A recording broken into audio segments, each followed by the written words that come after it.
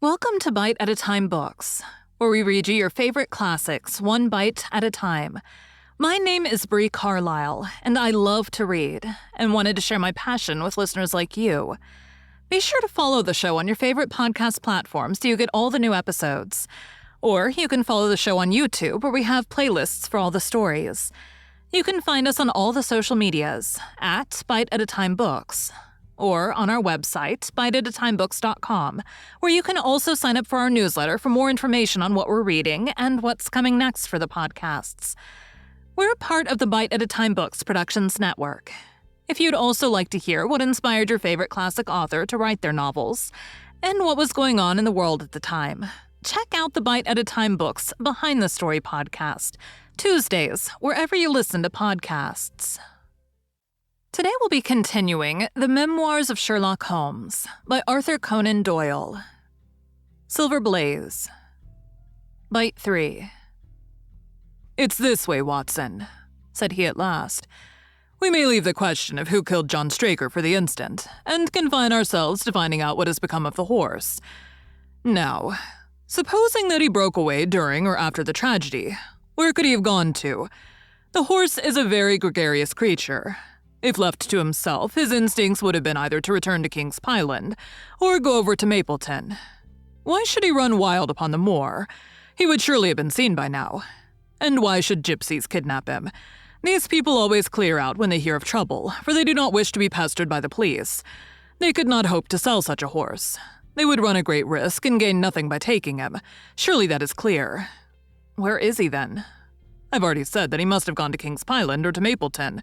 He is not at King's Pyland, therefore he is at Mapleton. Let us take that as a working hypothesis and see what it leads us to. This part of the moor, as the inspector remarked, is very hard and dry, but it falls away towards Mapleton, and you can see from here that there is a long hollow over yonder, which must have been very wet on Monday night.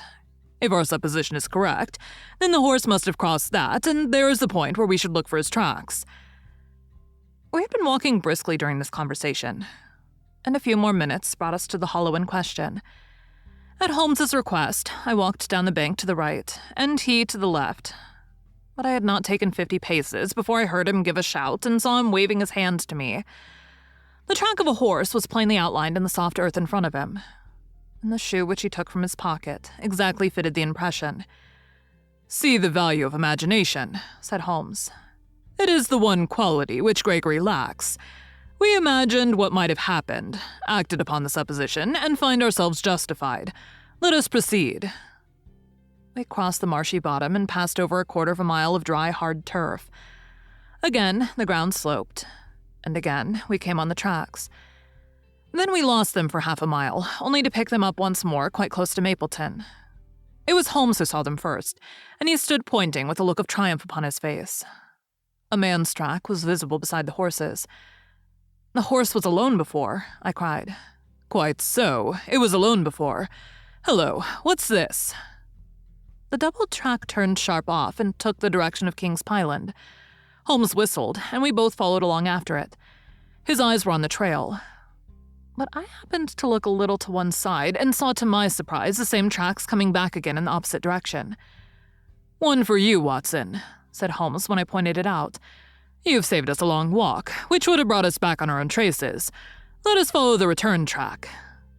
We had not to go far. It ended at the paving of asphalt which led up to the gates of the Mapleton stables. As we approached, a groom ran out from them.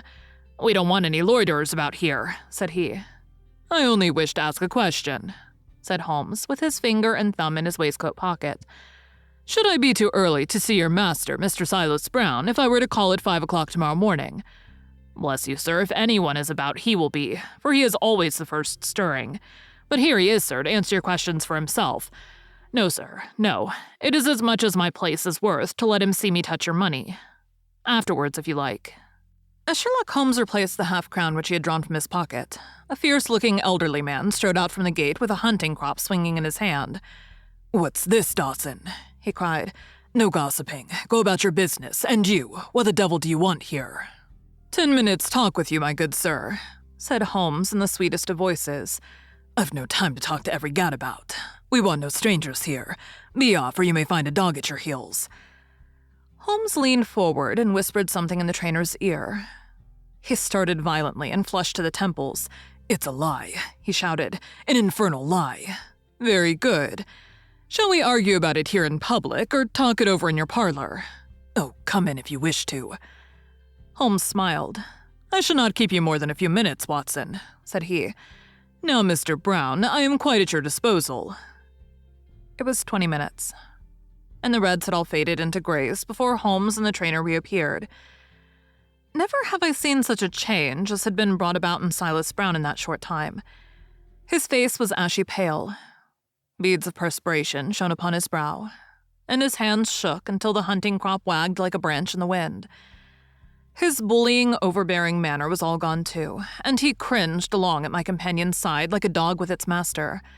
"Your instructions will be done. It shall all be done," said he. "There must be no mistake," said Holmes, looking round at him. The other winced as he read the menace in his eyes. "Oh, no, there shall be no mistake. It shall be there. Should I change it first or not?" Holmes thought a little and then burst out laughing. "No, don't," said he. "I shall write to you about it. No tricks now, or, oh, you can trust me, you can trust me." "Yes, I think I can. Well, you shall hear from me tomorrow." He turned upon his heel, disregarding the trembling hand which the other held out to him, and we set off for King's Pyland. "A more perfect compound of the bully, coward, and sneak than Master Silas Brown I have seldom met with," remarked Holmes as we trudged along together. "He has the horse, then?" "He tried to bluster out of it, but I described to him so exactly what his actions had been upon that morning that he is convinced that I was watching him. Of course you observed the peculiarly squared toes in the impressions, and that his own boots exactly corresponded to them. Again, of course, no subordinate would have dared to do such a thing. I described to him how when, according to his custom, he was the first down, he perceived a strange horse wandering over the moor. He went out to it, and his astonishment at recognizing, from the white forehead which has given the favorite its name, that chance had put in his power the only horse which could beat the one upon which he had put his money. Then I described how his first impulse had been to lead him back to King's Pyland, and how the devil had shown him how he could hide the horse until the race was over, and how he had led it back and concealed it at Mapleton. When I told him every detail, he gave it up and thought only of saving his own skin. But his stables had been searched. Oh, an old horse faker like him has many a dodge. But are you not afraid to leave the horse in his power now, since he has every interest in injuring it? My dear fellow, he will guard it as the apple of his eye. He knows that his only hope of mercy is to produce it safe." Colonel Ross did not impress me as a man who would be likely to show much mercy in any case. The matter does not rest with Colonel Ross. I follow my own methods, and tell as much or as little as I choose. That is the advantage of being unofficial. I don't know whether you observed it, Watson, but the Colonel's manner has been just a trifle cavalier to me. I am inclined now to have a little amusement at his expense. Say nothing to him about the horse. Certainly not without your permission. And of course, this is all quite a minor point compared to the question of who killed John Straker. And you will devote yourself to that? On the contrary, we both go back to London by the night train. I was thunderstruck by my friend's words. We had only been a few hours in Devonshire, and that he should give up an investigation which had begun so brilliantly was quite incomprehensible to me. Not a word more could I draw from him until we were back at the trainer's house. The colonel and the inspector were awaiting us in the parlor. "My friend and I returned to town by the night express," said Holmes. "We have had a charming little breath of your beautiful Dartmoor air." The inspector opened his eyes, and the colonel's lips curled in a sneer. "So you despair of arresting the murderer of poor Straker," said he. Holmes shrugged his shoulders. "There are certainly grave difficulties in the way," said he. "I have every hope, however, that your horse will start upon Tuesday, and I beg that you will have your jockey in readiness. Might I ask for a photograph of Mr. John Straker?" The inspector took one from an envelope and handed it to him. "My dear Gregory, you anticipate all my wants. If I might ask you to wait here for an instant, I have a question which I should like to put to the maid." "I must say that I am rather disappointed in our London consultant," said Colonel Ross bluntly as my friend left the room. "I do not see that we are any further than when he came." "At least you have his assurance that your horse will run," said I. "Yes, I have his assurance," said the colonel with a shrug of his shoulders. "I should prefer to have the horse." I was about to make some reply in defense of my friend when he entered the room again. "Now, gentlemen," said he, "I am quite ready for Tavistock." As we stepped into the carriage, one of the stable lads held the door open for us. A sudden idea seemed to occur to Holmes, for he leaned forward and touched the lad upon the sleeve. "You have a few sheep in the paddock," he said. "Who attends to them?" "I do, sir." "Have you noticed anything amiss with them of late?" "Well, sir, not of much account, but 3 of them have gone lame, sir." I could see that Holmes was extremely pleased, for he chuckled and rubbed his hands together. "A long shot, Watson. A very long shot," said he, pinching my arm. "Gregory, let me recommend to your attention this singular epidemic among the sheep. Drive on, coachman." Colonel Ross still wore an expression which showed the poor opinion which he had formed of my companion's ability, but I saw by the inspector's face that his attention had been keenly aroused. "You consider that to be important?" he asked. "Exceedingly so. Is there any point to which you would wish to draw my attention? To the curious incident of the dog in the night-time. The dog did nothing in the night-time. That was the curious incident," remarked Sherlock Holmes. 4 days later, Holmes and I were again in the train, bound for Winchester to see the race for the Wessex Cup. Colonel Ross met us by appointment outside the station, and we drove in his drag to the course beyond the town. His face was grave, and his manner was cold in the extreme. "I have seen nothing of my horse," said he. "I suppose that you would know him when you saw him?" asked Holmes. The colonel was very angry. "I've been on the turf for 20 years and never was asked such a question as that before," said he. "A child would know Silverblaze with his white forehead and his mottled-off foreleg. How is the betting?" "Well, that is the curious part of it. You could have got 15 to 1 yesterday, but the prices have become shorter and shorter until you can hardly get 3 to 1 now." Said Holmes. "Somebody knows something, that is clear." As the drag drew up in the enclosure near the grandstand, I glanced at the card to see the entries. It ran, "Wessex plate, 50 sovs each foot with 1,000 sovs added for 4 and 5-year-olds. Second, £300. Third, £200. New course, 1 mile in 5 furlongs. 1. Mr. Heath Newton's The Negro, red cap, cinnamon jacket. 2. Colonel Wardlaw's Pugilist, pink cap, blue and black jacket. 3. Lord Backwater's Desborough, yellow cap and sleeves. 4. Colonel Ross's Silver Blaze, black cap, red jacket. 5. Duke of Balmoral's Iris, yellow and black stripes. 6. Lord Singleford's Rasper, purple cap, black sleeves."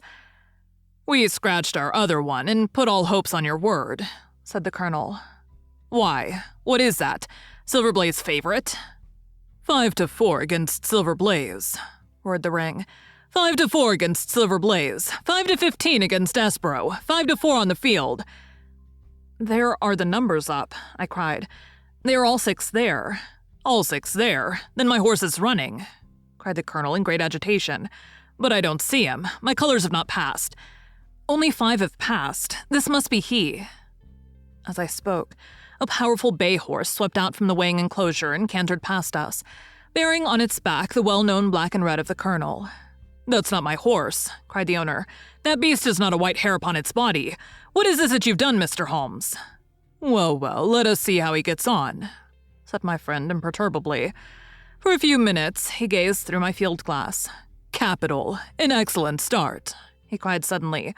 "There they are, coming round the curve." From our drag, we had a superb view as they came up the straight. The 6 horses were so close together that a carpet could have covered them, but halfway up the yellow of the Mapleton stable showed to the front. Before they reached us, however, Desborough's bolt was shot, and the colonel's horse, coming away with a rush, passed the post a good 6 lengths before its rival, the Duke of Balmoral's Iris, making a bad third. Thank you for joining Bite at a Time Books today, while we read a bite of one of your favorite classics. Again, my name is Bree Carlile, and I hope you join us tomorrow for the next bite of the Memoirs of Sherlock Holmes. If you enjoyed our show, be sure to follow us so you get all the new episodes. We would also love for you to drop us a rating on your favorite podcast platform. You can catch us on all the social medias at Bite at a Time Books, or check out our website, biteatatimebooks.com, where you can sign up for our newsletter. Our show is part of the Bite at a Time Books Productions Network, If you would also like to hear about the authors who write the books we read on the show, check out the Bite at a Time Books Behind the Story podcast, wherever you listen to podcasts, or on biteatatimebooksbehindthestory.com.